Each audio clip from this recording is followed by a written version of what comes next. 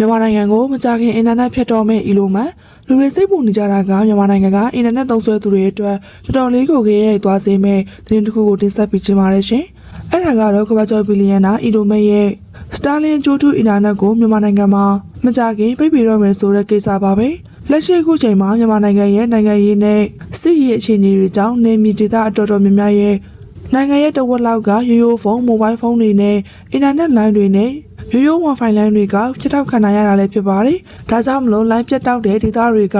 ပြည်သူတွေဟာအီလိုမန်ရဲ့ Starlink အကျိုးထူးအင်တာနက်တွေကိုပဲအဓိကထားပြီးတော့အသုံးပြုနေကြတာလည်းဖြစ်ပါတယ်။ဒါပေမဲ့အခုတစ်ခါမှာတော့လမ်းမဩဂုတ်လ16ရက်နေ့နောက်ပိုင်းကစလို့ Starlink ကုမ္ပဏီဘက်ကမြန်မာနိုင်ငံကိုတရားဝင်သုံးစွဲခွင့်မပြုတော့ပါဘူး။အဓိကအကြောင်းရင်းကတော့မြဝတီနဲ့ရွှေကုက္ကိုလိုနယ်စပ်ဒေသတွေမှာအွန်လိုင်းငွေလိုင်းကိုင်းတွေက Starlink ကိုအလွယ်သုံးစားနေတာကြောင့်အမေရိကန်လူတော်ကပါဖိအားပေးလာလို့အခုလိုဆုံးဖြတ်လိုက်ရတာလို့သိရပါတယ်။ကုမ္ပဏီဘက်က GPS location တွေကိုတိတိတတ်ချီအားခံပြီးခိုးယူသုံးစွဲနေတဲ့နေရာတွေကိုလိုက်လံပိတ်ပင်တော့မယ်ဖြစ်တဲ့အတွက်မြန်မာနိုင်ငံကတရားဝင်သုံးစွဲခွင့်မရှိတော့တဲ့နိုင်ငံတွေမှာစီးရဲအပါဝင်ဖြစ်သွားခဲ့ရလည်းဖြစ်ပါတယ်။ရလအနေနဲ့ကတော့တခြားအင်တာနက်လိုင်းတွေအသုံးပြုလို့မရဘဲ Starlink ကိုပဲမိခိုနေရတဲ့မြန်မာနိုင်ငံကလူတွေတော်တော်များများက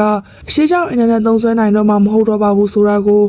စိတ်မကောင်းစွာနဲ့တင်ဆက်ပြလိုက်ရတာလည်းဖြစ်ပါတယ်။ဒီအခြေအနေနဲ့ပတ်သက်ပြီးတော့ပြည်သက်တွေရဲ့အမြင်ကိုမှတ်ချက်လေးမှရေးပေးခဲ့ကြပါအောင်ရှင်။ရည်စားရှိတာတော့မစင်ကျင်တဲ့ပြုမှုတွေကြောင့် TikTok မှာဝေဖန်ခံနေရတဲ့ခင်ဝင်းဝါသီးဆောင်မင်းသမီးချော်လင်းခင်ဝင်းဝါကတော့ TikTok ပေါ်ကလူငယ်တွေကြားထဲမှာချစ်သူအဖြစ်မထားတဲ့နဲ့မိမအမျိုးအစားဖြစ်တင်စားပြောဆိုမှုတွေ trend ဖြစ်မှုတွေမြင့်တက်နေရလဲဖြစ်ပါတယ်။ဒါကလည်းခင်ဝင်းဝါကသူမရဲ့သူငယ်ချင်းလေးယောက်နဲ့ relationship ကြောင့်လို့ဆိုရမှာပဲဖြစ်ပါတယ်။အားလုံးသိကြတဲ့အတိုင်းပဲသီးဆောင်ခင်ဝင်းဝါကအောင်မြင်တဲ့ထိပ်တန်းမင်းသမီးတစ်ယောက်လည်းဖြစ်ပါတယ်။ဒါပေမဲ့ခင်ဝင်းဝါဟာအခြေအနေကိစ္စနဲ့ပတ်သက်ပြီးတော့ဝေဖန်ခံနေရတာလည်းဖြစ်ပါတယ်။ပြည်သက်တွေကြားထဲမှာတော့ခင်ဝင်းဝါကလူငန်းကြိုက်ရောဘန်တစ်ခုဖြစ်တဲ့ Internet Course အဖွဲ့ကအဆိုရာဟန်ဒီနာနဲ့ချစ်သူဖြစ်နေတယ်လို့သိရပါတယ်။တချို့ကတော့သတင်းတွေအရခင်ဝင်းဝါကဟန်ဒီနာနဲ့ချစ်သူဖြစ်နေတာက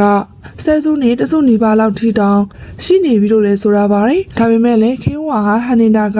သူမရဲ့ချစ်သူပါဆိုပြီးတော့လူသိရှင်ကြားခြိုက်ပြတာမျိုးမရှိပါဘူး။အဲ့ဒါကလည်းခင်ဝါအတွက်တော့မင်းသမီးဖြစ်နေလို့ရည်စားရှိရင်နာမည်ကျသွားမှဆိုလို့ဖြစ်နိုင်ပါတယ်။ဒါပေမဲ့လည်းခင်ဝါကမင်းသားအလေးယောက်နေဆိုရင်တော့သူငယ်ချင်းဆိုပြီးတော့လိုအပ်တာတဲ့ပို့တဲ့ဆက်ဆံရေးမျိုးတွေကိုတွေ့ရှိရတာလည်းဖြစ်ပါတယ်။ခင်ဝါကအလေးယောက်ကသူမဘဝအတွက်လိုအပ်ဆုံးဖြစ်ကြောင်းပြောဆိုနေရလဲတွေ့ရှိရပါတယ်။တချို့ကတော့အလေးယောက်က